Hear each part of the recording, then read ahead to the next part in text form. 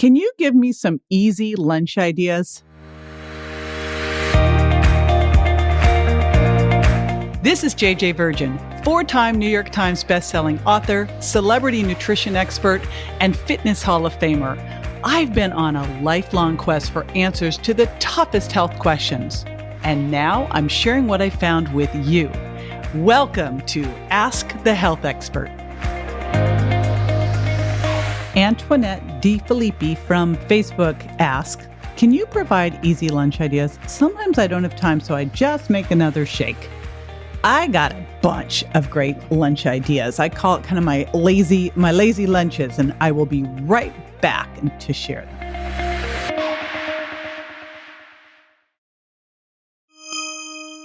Lunch shouldn't be an afterthought.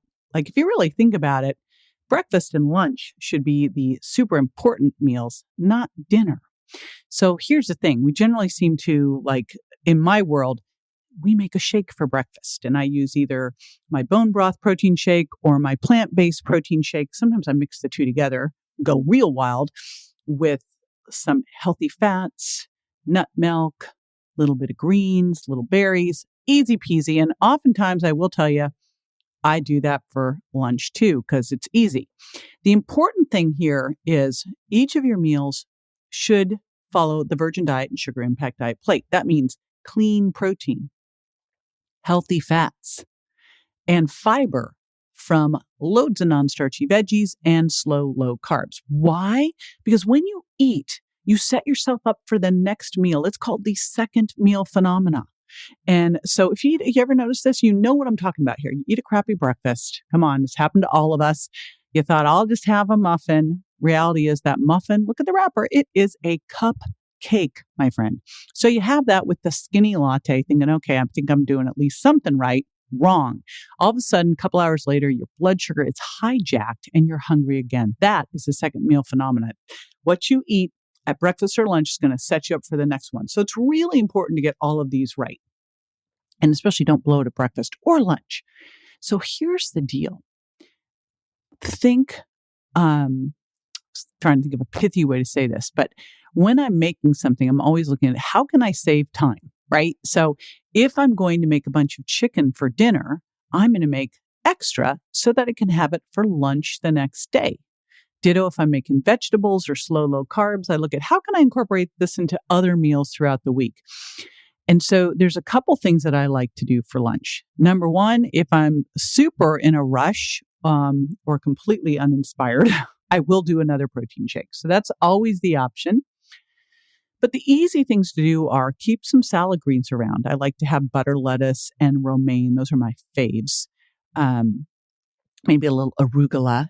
I always have some salad greens around so I can always take the protein from the night before. And that's one of my big hacks. The lunch hack is to make extra protein.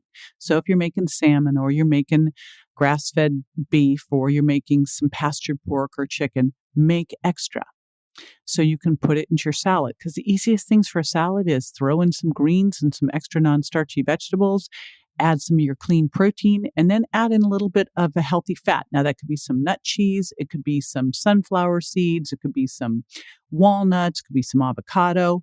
Super easy. And then finish it off with a little vinegar and olive oil. Easy peasy. Next up is to make a soup out of this stuff. Now, you've got leftover protein. You've got leftover vegetables. You've got bone broth. You got soup. And this is so easy. You know, when you look at it, all you need to do is take out that slow cooker crock pot, take it out. So good to have, especially now that, well, it depends on when you're listening to this. Maybe your weather's colder. So if that's the case, this is a great thing because now you've got lunch for a couple days and it's just the easiest leftover soup is just take out some bone broth. I like the Flavor Chef bone broth. And then add in your leftover protein. You can add in whatever you like for your low carbs. If I'm making wild rice one night, I make extra so I can throw it into something like this the next day. Throw in your vegetables and you are good to go. That is so simple. All right, there you go. Now here's another one. Just make double of what you're making for dinner and have it for lunch. So if you made in our sample dinners every night, we make some kind of clean protein. And again, we kind of rotate between a grass-fed steak, a grass-fed burger, pastured pork, lamb chops, chicken, wild salmon, wild halibut. That's our rotation. Pretty basic. Then we make some kind of slow, low carb. This could be little potatoes, could be a sweet potato, it could be wild rice, could be a squash, could be quinoa, lentils, beans. Then we do a lot of non-starchy vegetables. And I have a freezer full of broccoli rice and cauliflower rice, so I can always load up there should I be out of fresh. So if you're doing that, here's the easy peasy.